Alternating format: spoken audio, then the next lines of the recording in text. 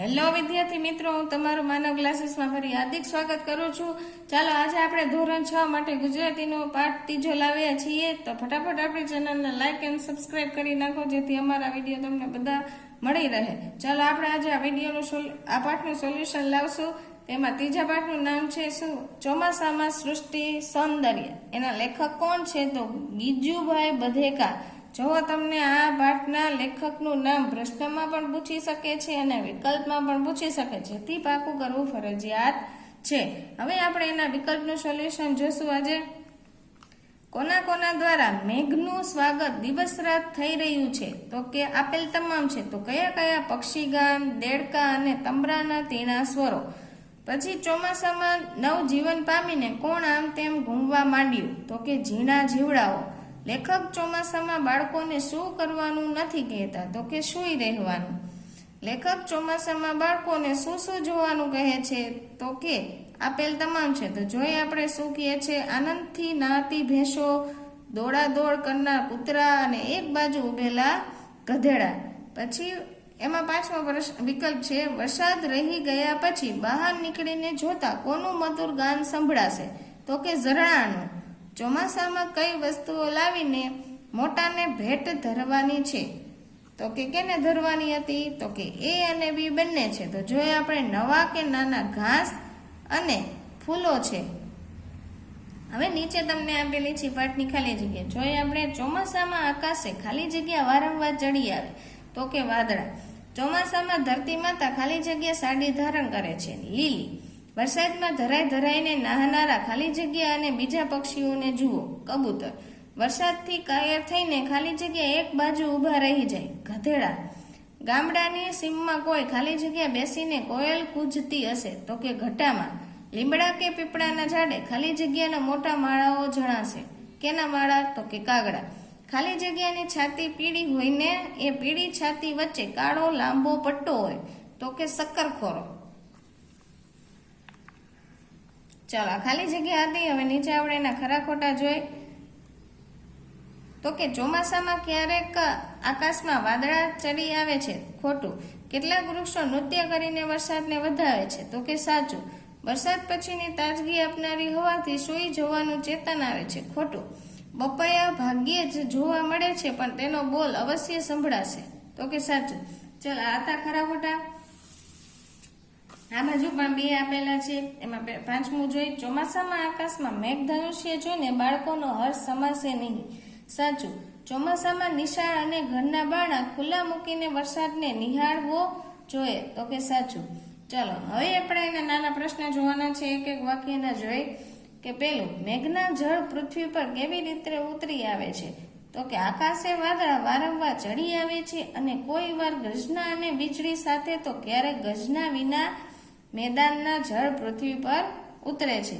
ચોમાસામાં કોણે નવું જીવન ધારણ કરીને આમ તેમ વિચારવા માંડ્યું છે? ચોમાસામાં અનેક પ્રકારના ઝીણા જીવડાઓને નવજીવન ધારણ કરીને આમ તેમ વિચારવા માંડ્યો છે? નદીની રેતના કાંકરા કેવા છે? તો કે એના કાંકરા કેવા છે? ધોળા, કાળા અને તપકીરી અને કોઈ લીલા છે? મોરને ક્યાં નાચતો અને પીછાને પસાતો જોઈ શકાશે? ખેતરમાં, ઝાડ નીચે કે ટેકરા પર નાચતો અને પીછા પસાતો જોઈ શકાશે? ચોમાસામાં બાળકોનો હર્ષ ક્યારે સમાતો નથી? તો કે ચોમાસામાં કોઈક વાર જ્યારે આકાશે ઇન્દ્રધનુષ ખેંચાયેલું દેખાય ત્યારે બાળકોનો હર્ષ સમાતો નથી. પ્રશ્ન નંબર 6 એમાં જોઈ. બાળકો વરસાદની નદીઓ પર પુલ કેવી રીતે બાંધી શકે? તો કે નાનકડું વહેણ જતું હોય તેના પર પૂઠા, લાકડા કે ચીકણી માટીની મદદથી બાળકો નાનકડા પુલ જેવી રચના કરી શકે છે. ચાલો ટૂંકમાં આવતા નીચે આપેલા છે. આપણે જોઈએ વીજળી કેમ થતી હશે? તો આકાશમાં વિપરીત ઉર્જાવાળા વાદળો હવાથી ઉમળતા અને ઘૂમડતા રહે છે. કેવી રીતે? ઉમળતા અને ઘૂમડતા રહે છે. આ વિપરીત દિશામાં જતા વાદળો એકબીજા સાથે શું થાય? અથડાતા હોય છે. પરિણામે તેને થનારા ઘર્ષણથી શું? વીજળી પેદા થાય છે. હવે બીજો પ્રશ્ન જોઈએ. આપણે વરસાદ ગાજે છે એમ કહીએ છીએ ત્યારે ખરેખર શું થઈ રહ્યું છે? તો કે આપણે એવું કહીને કે વરસાદ ગાજે છે ત્યારે શું થાય?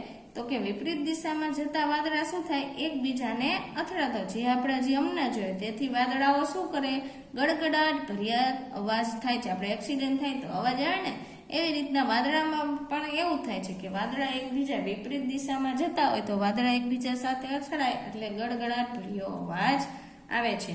હવે ત્રીજો પ્રશ્ન જો એમાં, ઝાડ આખો દિવસ હલતું અને નદી સાથે રમતું સાથી દેખાય. એ બીજી રીતે પણ પૂછાઈ શકે, એટલે તમને અહીં અથવા આપેલો છે કે 52નું ઝાડ હલતું હતું કેમ ખબર પડી. તો જો આપણે જોઈએ કે ઝાડનો છાંયો નદીના પાણીમાં પડે છે. નદીના વહેતા પ્રવાહને કારણે તેનો છાંયો હલે છે, ઊંચો નીચો થાય છે. આથી એવું કહેવાય કે ઝાડ આખો દિવસ હલતું અને નદી સાથે રમતું દેખાય છે.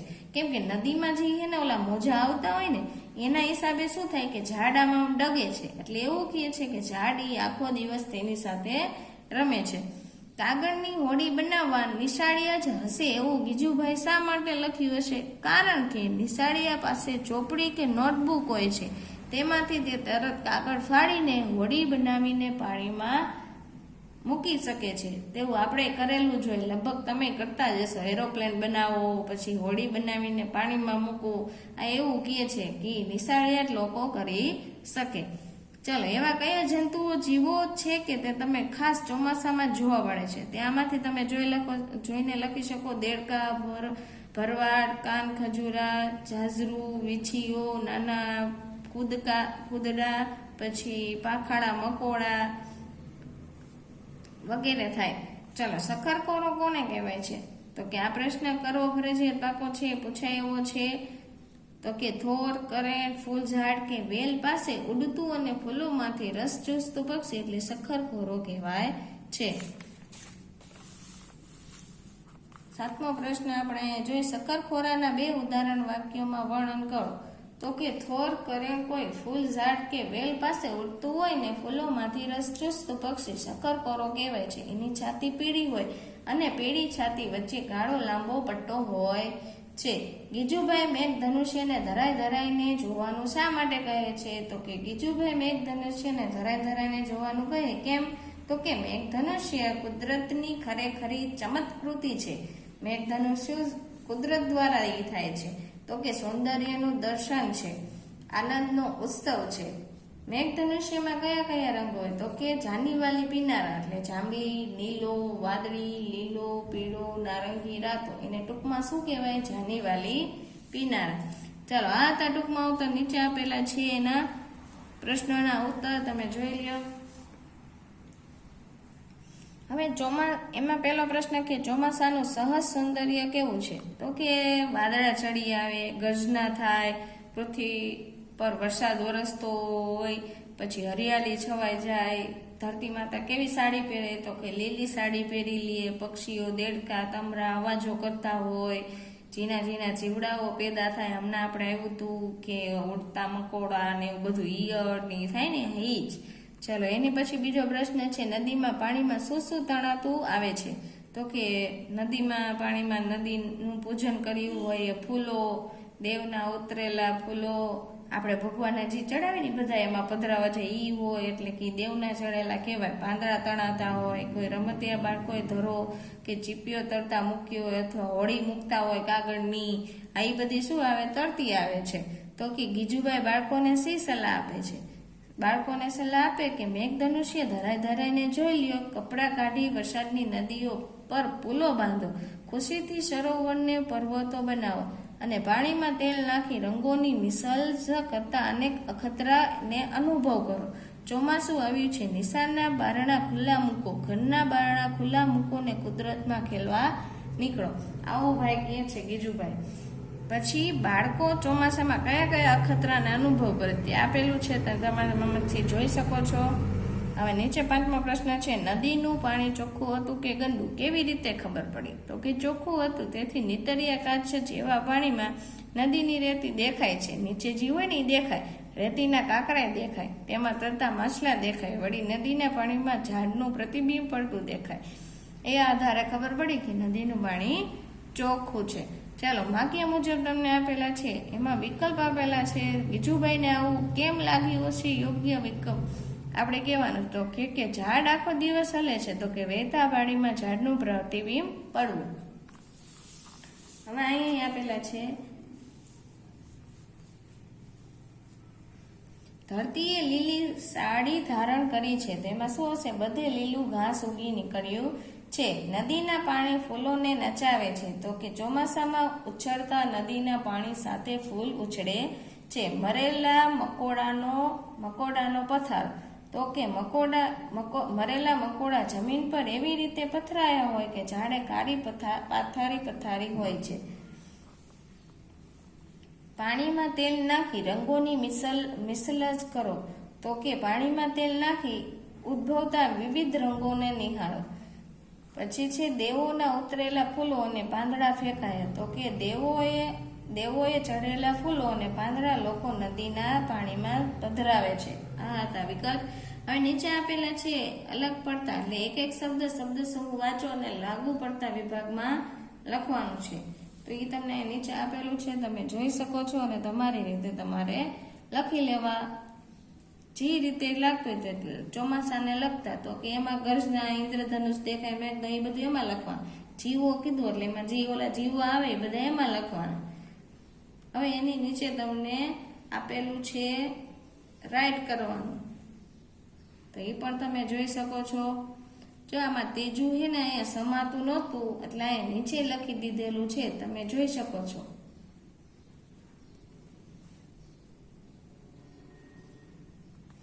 હવે આપણે પાછળ જોઈ, એ પણ ઓલા વિકલ્પ જ છે રાઈટ વાળા, એ તમે આમાંથી જોઈને કરી શકો છો. જે વાક્ય મેચ આવતો એમાં તમારે રાઈટ કરવાનું છે.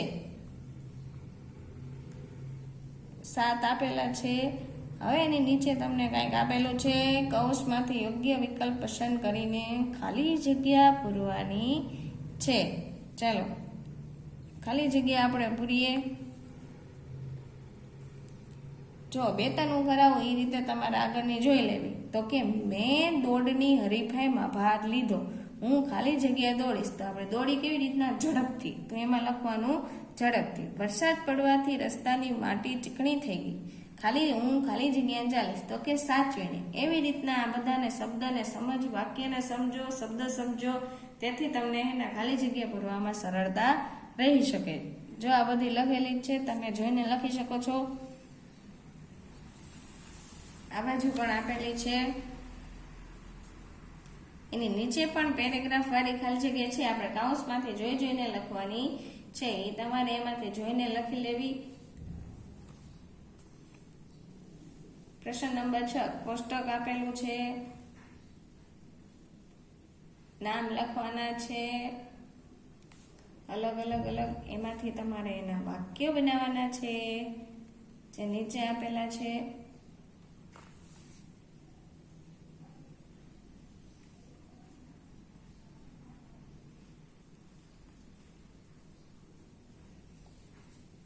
દસ વાક્ય થાય છે.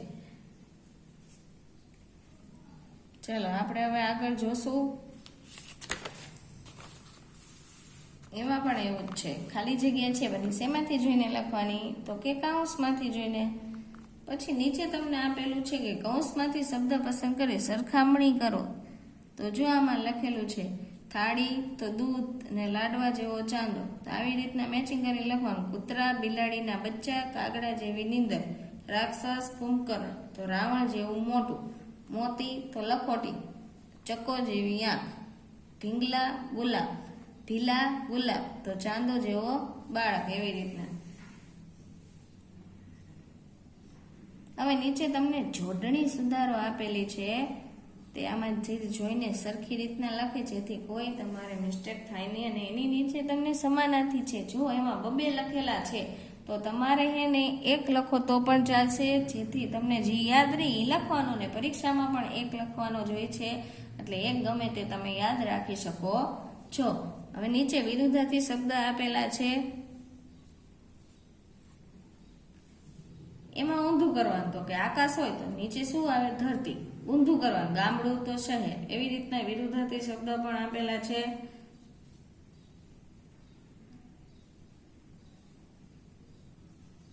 આ બાજુ શબ્દ સમૂહ માટે 1 શબ્દ છે. જો વાદળની ગર્જના અને વીજળી તો કે ગાજવીજ થાય. રાત્રે તીણા અવાજથી બોલતું જીવડું તો કે શું તમરું. દરિયામાં ગયેલી જમીનની લાંબી પટ્ટી તો કે શું આવશે ભૂશીર આવશે. બે મોટા સમુદ્રને જોડનારી ખાડી સામુદ્રધુની જેની 3 બાજુએ પાણી હોય તેવા ભાગ તો કે દ્વિકાલ. ચોમાસામાં થતું એક જીવડું તો કે ઇન્દ્રગોપ. નીચે રૂઢિપ્રયોગ છે એના અર્થ જોઈ વાક્ય તમે તમારી રીતે જોઈ શકો અથવા આમાંથી પણ લખી શકો. ધરાય ધરાઈને જોવું તો કે મન ભરીને જોવું. અમે દરિયા કિનારે જઈ ધરાય ધરાઈને જોયો. કુદરતમાં ખેલવા નીકળો તો કે પર્યાવરણ પ્રકૃતિમાં ફરવા નીકળવું. ગજ્જુભાઈ કહે છે કે ચોમાસામાં કુદરતમાં ખેલવા નીકળો. નીચે શબ્દકોશ આપેલા છે ક્રમમાં, તે પણ તમે જોઈને લખી શકો છો. કકાવારી પ્રમાણ લખો. જો સ્વર આવતા હોય તો સ્વરને પહેલા રાખો. નીચે વર્ષાનો ઋતુ નિબંધ વિશે તમને આપેલું છે, તો એ તો તમે તમારી પાકી બુકમાં તમારા મેમ તમને લખાવશે અથવા આમાંથી પણ જોઈને તમે કરી શકો છો. ચાલો આ વિડીયો આપણો અહીંયા પૂરો થાય છે. ચાલો અમારી ચેનલ ઉપર 6, 7, 8, 9 અને 10 તમામ વિડીયો જોવા મળે છે, જેથી અમારી ચેનલને લાઈક અને સબસ્ક્રાઈબ કરો અને તમારા ભાઈ બહેન મિત્રને પણ શેર કરો, જેથી એ પણ અમારા વિડીયોને નિહાળી શકે.